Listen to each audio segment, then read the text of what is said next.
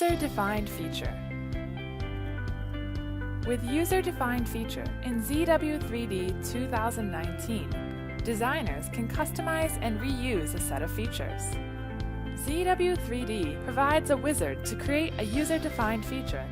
From Insert menu to Features, then you can access to user-defined feature functions.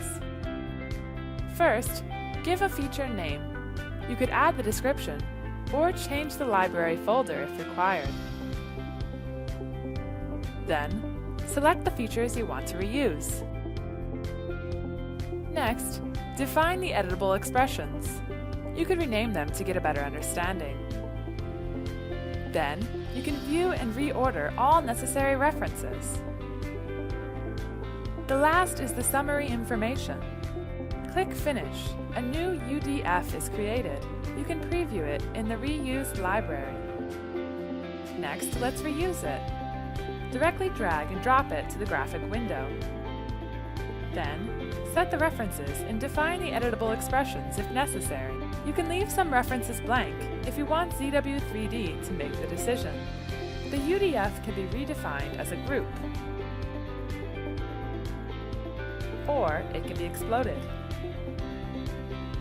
This option makes the design work more flexible and productive. Let me show several different cases. Set the company logo as a UDF.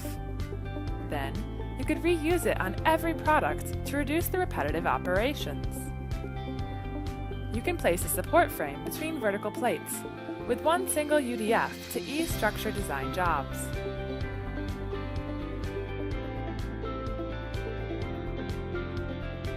Or you may need a UDF to finish edge band design quickly.